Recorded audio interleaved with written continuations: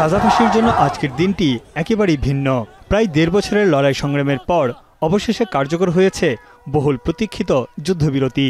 গাজার দেইল আল বালা শহরের রাস্তায় সাধারণ মানুষের ভিড় ঠেলে এগিয়ে যাচ্ছে হামাস যোদ্ধাদের গাড়ি।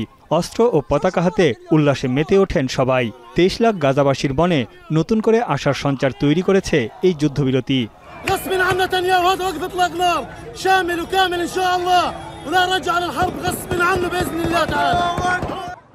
বন্দীদের নাম প্রকাশের শর্ত জুড়ে দেয় যুদ্ধবিরতি কার্যকরে বিলম্ব হয় প্রায় ৩ ঘন্টা।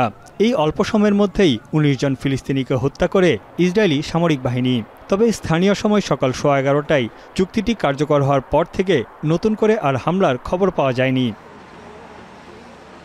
ফিলিস্তিনের পাশাপাশি ইসরায়েলের সাধারণ মানুষও যুদ্ধবিরতির চুক্তিকে স্বাগত জানিয়েছে। তাদের আশা এর মধ্য দিয়েই শেষ হবে চলমান এই যুদ্ধ। আর কোনো প্রাণহানি ঘটবে না, জিম্মিরাও ফিরে আসবেন স্বজনদের কাছে। רצינו שזה יהיה ניצחון מוחלט. אנחנו מקווה שאנחנו נקבל את הניצחון המוחלט הזה, אם לא עכשיו אז יותר מאוחר.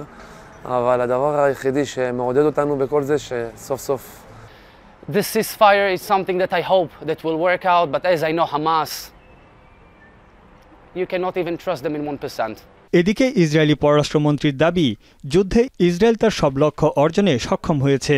প্রতিশ্রুতি অনুযায়ী জিম্মিদের ফিরিয়ে আনা ও হামাসের সক্ষমতাকে ধ্বংস করেছে Israel. First of all, we are committed to release all our hostages. This is the reason why the government approved this framework, which, as I described, includes heavy prices. যুদ্ধবিরতি কার্যকর হওয়ার সঙ্গে সঙ্গেই জ্বালানি বহনকারী ২০টি ও মানবিক সহায়তার আরও ২০০টি ট্রাক গাজায় প্রবেশের জন্য প্রস্তুত করা হয়েছে।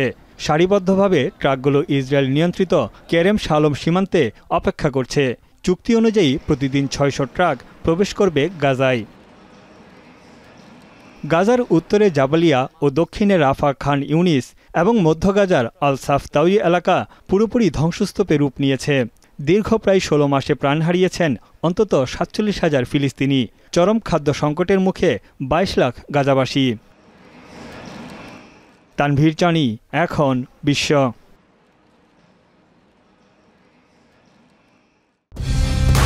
কালার এক্সপার্ট, জর্জ স্যাপ এবং মাইল্ড অন হ্যান্ডস টেকনোলজি সমৃদ্ধ অরিক্স ক্রিস্টাল ওয়াশ আপনার লন্ড্রি এক্সপার্ট।